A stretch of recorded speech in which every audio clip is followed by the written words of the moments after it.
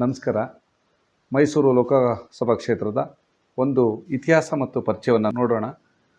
1952ರಲ್ಲಿ ಮೊಟ್ಟ ಮೊದಲಿಗೆ ಮೈಸೂರು ಲೋಕಸಭಾ ಕ್ಷೇತ್ರದ ಒಂದು ಚುನಾವಣಾ ಪ್ರಕ್ರಿಯೆ ಪ್ರಾರಂಭವಾಗ್ತದೆ.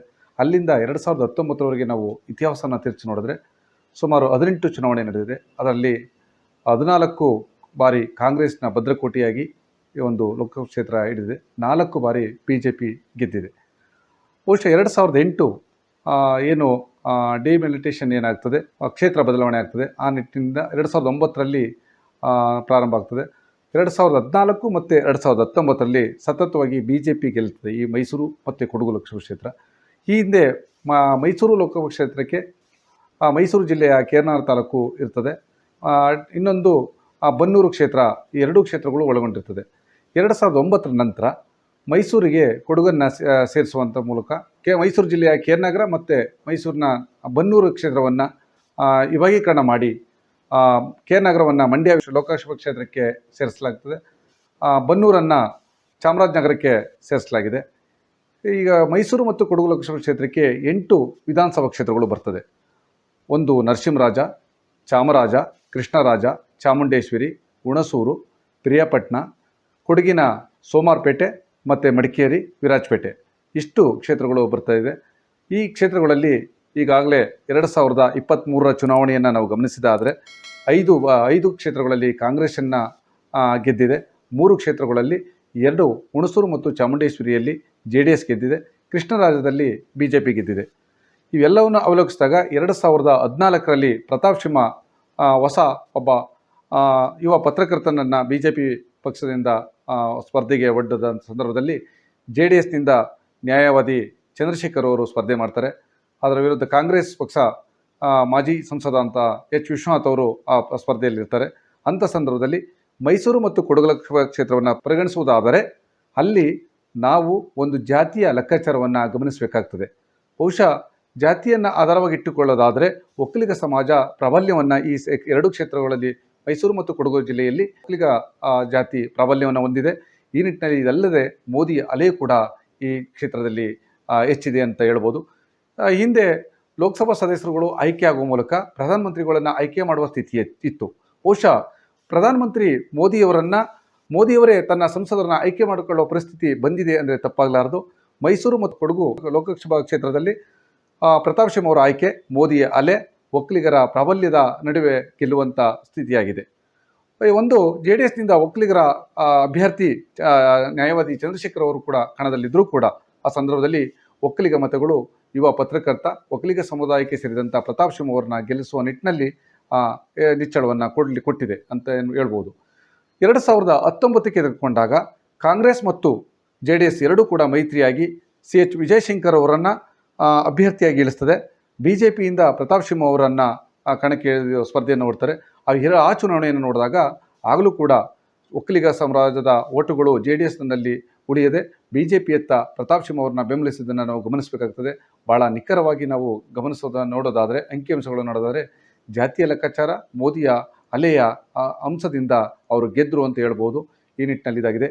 2024 ಲೋಕಸಭಾ ಕ್ಷೇತ್ರ ಏನು ಕೊಡಗು ಮತ್ತು ಮೈಸೂರಿನ 2 ಜಿಲ್ಲೆಗಳಲ್ಲಿ ಏನು ವಿಭಾಗೀಕರಣವಾಗಿ ಈ ಒಂದು ಜಾತಿಯ ಲೆಕ್ಕಾಚಾರ ಮತ್ತು ಇನ್ನೊಂದು ಪಕ್ಷದ ಅಲೆ, ಈಗ JDS ಮತ್ತು BJPಯ ಅಲೆಯ ನಡುವೆ ಪ್ರತಾಪ್ ಸಿಂಹ ಅವರಿಗೆ ಟಿಕೆಟ್ ತಪ್ಪಿದರೂ ಕೂಡ ಈಗ ಮೈಸೂರು ಸಂಸ್ಥಾನದ ರಾಜಮನೆತನದ ಯದುವೀರ್ ಚಾಮರಾಜ ದತ್ತ ಒಡೆಯರ್ ಅವರು BJP ಮತ್ತು JDSನ ಮೈತ್ರಿ ಅಭ್ಯರ್ಥಿಗೆ ಕಣಕ್ಕಿಳಿದಿದ್ದಾರೆ. ಅವರ ಪ್ರತಿಸ್ಪರ್ಧಿಯಾಗಿ ಮುಖ್ಯಮಂತ್ರಿ ಸಿದ್ದರಾಮಯ್ಯನವರ ಬಲಗೈ ಬೆಂಟ ಅಂತ ಹೇಳ್ಬೋದು. ಅವರು ಲಕ್ಷ್ಮಣ್ ಅವರು ಕಾಂಗ್ರೆಸ್ನ ವಕ್ತಾರರಾಗಿ ಹಲವಾರು ಬಾರಿ ಮಾಧ್ಯಮದ ಮುಂದೆ ಕಾಣಿಸ್ಕೊಂಡಿದ್ದಾರೆ. ಅವರು ಕಾಂಗ್ರೆಸ್ನ ಅಭ್ಯರ್ಥಿಯಾಗಿ ಸ್ಪರ್ಧೆಗೆಲ್ಲಿದ್ದಾರೆ. ಈ ಎರಡನ್ನ ಗಮನಿಸಿದಾಗ ಒಂದು ಕಡೆ ಯದುವಂಶದ ಕುಡಿ, ಮತ್ತೊಂದು BJP JDSನ ಒಂದು ಮೈತ್ರಿಯ ಅಭ್ಯರ್ಥಿಯಾಗಿ ಈ ಪಕ್ಷದ ಈ ಒಂದು ಕ್ಷೇತ್ರದ ಅಭ್ಯರ್ಥಿಯಾಗಿದ್ದಾರೆ. ಇವರು ಈ ಕ್ಷಣದಲ್ಲಿ ಸ್ಪರ್ಧೆಯನ್ನು ಮಾಡ್ತಾಯಿದ್ದಾರೆ. ಬಹುಶಃ 2 ಕಡೆಯೂ ಕೂಡ ಈ 2 ಅಲೆಯ ಜೊತೆಗೆ ಈ ರಾಜ್ಯ ಸರ್ಕಾರದ ಕಾಂಗ್ರೆಸ್ ಪಕ್ಷದ ಏನು ಗ್ಯಾರಂಟಿಗಳ ಯೋಜನೆಗಳು, ಸಿದ್ದರಾಮಯ್ಯನವರ ಅಹಿಂದದ ಮತಗಳು, ಇವೆಲ್ಲವನ್ನೂ ಕೂಡ ನಾವು ಗಮನಿಸಿದರೆ ಈ ಕಡೆ 2 ತೀವ್ರ ಪೈಪೋಟಿಯನ್ನು ಒಡ್ಡಿದೆ. ಈ ಪೈಪೋಟಿಯ ನಡುವೆ ಯಾರ ಗೆಲುವು ಅನ್ನೋದನ್ನ ಕಾದು ನೋಡಬೇಕಾಗಿದೆ.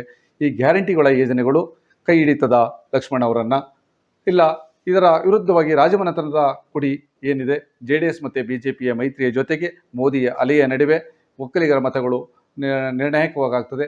ಇದರಲ್ಲಿ ಈ ಬಾರಿಯ ಚುನಾವಣೆಯ ಫಲಿತಾಂಶ ಹುಣಸೂರು ಮತ್ತು ಚಾಮುಂಡೇಶ್ವರಿ ಕ್ಷೇತ್ರದಲ್ಲಿ ಅತಿ ಹೆಚ್ಚು ಮತ ಯಾರಿಗೆ ಒಲಿತದೆ ಅವರು ಈ ಒಂದು 2024ರಲ್ಲಿ ಗೆಲ್ತಾರೆ ಅನ್ನೋ ಮಾತುಗಳು ಕೇಳಿ ಬರ್ತಾ ಇದೆ. ಇನ್ನೊಂದು ಸಿದ್ದರಾಮಯ್ಯನವರ ಪ್ರತಿಷ್ಠೆಯ ಕ್ಷೇತ್ರವಾಗಿದೆ. ತನ್ನ ತವರು ಜಿಲ್ಲೆಯಲ್ಲಿ ತನ್ನ ಅಭ್ಯರ್ಥಿಯನ್ನು ಗೆಲ್ಲಿಸ್ಕೊಳ್ಳೇಬೇಕು ಅನ್ನೋ ಮಾತುಗಳನ್ನು ಈಗಾಗಲೇ ಹೇಳಿದ್ದಾರೆ.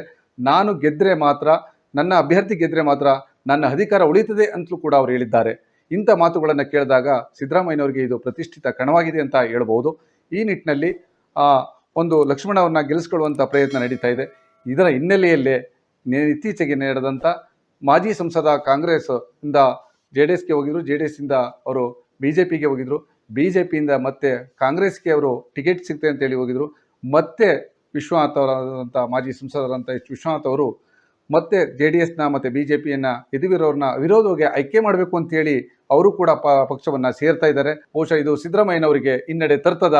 ತವರು ಕ್ಷೇತ್ರದ ಒಂದು ಕುರುಬ ಸಮುದಾಯದ ಅಹಿಂದದ ವರ್ಗದ ಒಬ್ಬ ನಾಯಕ, ಹಲವಾರು ಬಾರಿ ಸಂಸದ ಕ್ಷೇತ್ರವನ್ನು ಪ್ರಶ್ನಿಸಿದವರು, ಮಾಜಿ ಸಚಿವರಾಗಿದ್ದಂಥವರು, ಹಾಲಿ ವಿಧಾನ ಪರಿಷತ್ನ ಸದಸ್ಯರಾದಂಥ ವಿಶ್ವನಾಥ್ ಅವರು ಇವತ್ತು ಪಕ್ಷವನ್ನು BJPಯನ್ನು ಸೇರಿ ಯದುವೀರವರನ್ನ ಗೆಲ್ಲಿಸುವಂಥ ಪಣವನ್ನು ತೊಟ್ಟಿದ್ದಾರೆ.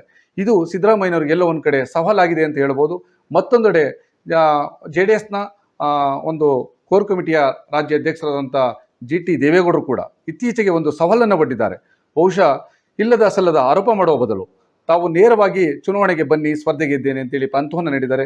ಒಂದು ಕಡೆ JDSನ ಪಂಥಾನ ಇದೆ, ಇನ್ನೊಂದು ಕಡೆ ಕಾಂಗ್ರೆಸ್ನ ಒಳಗುಂಪಿನ ಸಂಚಿದೆ, ಮತ್ತೊಂದು BJPಯ ನೇರ ವಿರೋಧವಿದೆ. ಇದೆಲ್ಲರ ನಡುವೆ ಸಿದ್ದರಾಮಯ್ಯನಿಗೆ ಒಂದು ದೊಡ್ಡ ಸವಾಲಾಗಿದೆ. ಆತ್ಮೇಲೆ ಬಹುಶಃ 2024ರ ಚುನಾವಣೆ ಮೈಸೂರು ಮತ್ತು ಕೊಡಗು ಲೋಕಸಭಾ ಕ್ಷೇತ್ರ ಭಾಳಷ್ಟು ಸವಾಲಾಗಿದೆ, ಪ್ರತಿಷ್ಠಿತ ಕಣವಾಗಿದೆ.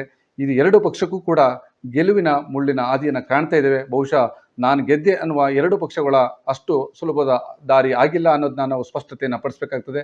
ಈ ಎರಡು ಅಭ್ಯರ್ಥಿಗಳ ನಡುವೆ ಗಮನಿಸುವುದಾದರೆ ಹುಣಸೂರು ಮತ್ತು ಚಾಮುಂಡೇಶ್ವರಿ ಕ್ಷೇತ್ರ ಯಾರನ್ನ ಕೈ ಹಿಡಿತಾರೆ ಅವರು ಅತಿ ಹೆಚ್ಚು ಮತವನ್ನು ಪಡೆದುಕೊಡ್ತಾರೆ, ಅವರು ಗೆಲ್ತಾರೆ. ಬಹುಶಃ ಕಳೆದ ಲೋಕಸಭಾ ಚುನಾವಣೆಯಲ್ಲಿ ಕೊಡಗಿನಲ್ಲಿ ಅತ್ಯಧಿಕ ಮತಗಳನ್ನು ಕೊಡಗು ಕ್ಷೇತ್ರ ಪ್ರತಾಪ್ ಸಿಂಹ ಅವರಿಗೆ ನೀಡಿತ್ತು. ಆದರೆ ಇವತ್ತು ಅದನ್ನು ನಿರೀಕ್ಷಿಸಲಿಕ್ಕೆ ಸಾಧ್ಯ ಇಲ್ಲ. ಬಹುಶಃ ಅತಿ ಹೆಚ್ಚು ಮತಗಳು ಬರ್ಬೋದು, ನಿರೀಕ್ಷಿತ ಮಟ್ಟ ಬರಲಿಕ್ಕೆ ಸಾಧ್ಯ ಇಲ್ಲ ಅಂತ ಹೇಳ್ಬೋದು. ಮತ್ತೊಂದು ಕಡೆ ಲಕ್ಷ್ಮಣ್ ಅವ್ರಿಗೆ ಅವರ ಮಾಧ್ಯಮದ ಮುಂದೆ ಬಂದು ಚರ್ಚೆಯನ್ನು ಮಾಡ್ತಿದ್ರು, ಅದು ಸ್ವಲ್ಪ ಅವ್ರಿಗೆಲ್ಲೋ ಕಡೆ ಏರುಪೇರು ಆಗ್ಬೋದು ಅನ್ನೋದು ಮಾತುಗಳು ಕೂಡ ಕೇಳಿ ಬರ್ತಾ ಇದೆ. ಈ ನಿಟ್ಟಿನಲ್ಲಿ ಲಕ್ಷ್ಮಣ್ ಅವರು ಈಗ ಎಲ್ಲೋ ಒಂದು ಕಡೆ ಜಾತಿಯ ಅಸ್ತ್ರವನ್ನು ಪ್ರತಾಪ್ ಸಿಂಹ ಅವರು ಒಕ್ಕಲಿಗ ಸಮುದಾಯಕ್ಕೆ ಸೇರಿದ್ದಾರೆ ಅನ್ನೋದ್ರ ಬಗ್ಗೆ ಅವರೆಲ್ಲ ಕಡೆ ನಾನು ಒಕ್ಕಲಿಗ ಎಂಬ ಸರ್ಟಿಫಿಕೇಟ್ನ ತೋರಿಸ್ತಾ ಇದ್ದಾರೆ. ಆದರೆ ಒಕ್ಕಲಿಗ ಮತಗಳು ಇವತ್ತು BJPಯನ್ನು ಬೆಂಬಲಿಸ್ತದ ಎಂಬ ಬಗ್ಗೆ ಕಾದು ನೋಡಬೇಕಾಗಿದೆ. ಇನ್ನೊಂದು ಕಡೆ ಲಕ್ಷ್ಮಣ್ ಅವರು ಸಿದ್ದರಾಮಯ್ಯನವರ ಒಂದು ಒಳ್ಳೆಯದು ಮತ್ತು ಕೆಟ್ಟದು ಏನು ಅಹಿಂದ ಮತಗಳನ್ನು ಹೊರತುಪಡಿಸಿದ್ರೆ ಒಕ್ಕಲಿಗ, ಬ್ರಾಹ್ಮಣ, ಲಿಂಗಾಯತ ಏನು ಓಬ್ರಾವಿ ಅಂತ ಏನು ಹೇಳ್ತಾರೆ, ಆ ಮೂರು ಸಾಂಪ್ರದಾಯಿಕ ಮತಗಳು ಬಹುಶಃ ಸಿದ್ದರಾಮಯ್ಯನವರ ವಿರುದ್ಧವಾದ ಮತವಾಗಿ ಪರಿವರ್ತನೆ ಆಗ್ತದಾ ಅನ್ನೋದು ಒಂದು ಕಡೆ. ಅಹಿಂದ ಮತಗಳು ಬಹುಶಃ ಒಂದು ಕಡೆ ದಲಿತ ಸಮುದಾಯದ ಮತಗಳು ಖರ್ಗೆಯನ್ನು ನೋಡುತ್ತಾ ಇವೆ ಅಂತ ಹೇಳ್ತಾರೆ. ಇನ್ನೊಂದು ಅಲ್ಪಸಂಖ್ಯಾತರಂತೂ ಕಾಂಗ್ರೆಸ್ಗೆ ಅವರು ಯಾವಾಗಲೂ ಕೂಡ ಭದ್ರಕೋಟೆಯಾಗಿದೆ ಅಂತ ಹೇಳ್ಬೋದು. ಈ ರೀತಿ ನಾವು ಗಮನಿಸೋದಾದರೆ ಅಹಿಂದ ಮತಗಳು ಕಾಂಗ್ರೆಸ್ನ ಪರವಾಗಾದರೆ ಓಬ್ರಾವಿ ಮತಗಳು ಈ ಕ್ಷೇತ್ರದಲ್ಲಿ ಅತಿ ಹೆಚ್ಚು JDS ಮತ್ತು BJPಯ ಮೈತ್ರಿ ಅಭ್ಯರ್ಥಿ ಯದುವೀರನ್ನ ಕೈ ಹಿಡಿಯುತ್ತೆ ಅನ್ನೋದು ಕೂಡ ಚರ್ಚೆ ಆಗ್ತಾ ಇದೆ. ಬಹುಶಃ ಇದು ಎರಡೂ ಅಭ್ಯರ್ಥಿಗಳು ಯಾವ ರೀತಿ ಅವರ ಮನವೊಲಿಸಿ ಮತಗಳನ್ನು ಸೆಳೀತಾರೆ ಅನ್ನೋದ್ರ ಬಗ್ಗೆ ನಾವು ಕಾದು ನೋಡಬೇಕಾಗಿದೆ. ಇನ್ನೂ ಒಂದಷ್ಟು ದಿನಗಳಲ್ಲಿ ಮತಗಳ ಪರಿವರ್ತನೆಗಳು, ಕ್ಷೇತ್ರಗಳ ಬದಲಾವಣೆಗಳು ಭಾಳಷ್ಟು ಕಾಣ್ಬೋದು. ಈ ನಿಟ್ಟಿನಲ್ಲಿ ನಾವು ನಿರೀಕ್ಷಿಸೋಣ. ಮುಂದಿನ ದಿನದಲ್ಲಿ ಇವರು ಇಬ್ಬರು ಅಭ್ಯರ್ಥಿಗಳ ಕಾರ್ಯಚಟುವಟಿಕೆ ಮತ್ತು ಪಕ್ಷದ ಏನು ಪ್ರಚಾರ ನಡೀತದೆ ಅದರ ಮೇಲೆ ಈ ಫಲಿತಾಂಶ ನಿಂತಿರ್ತದೆ.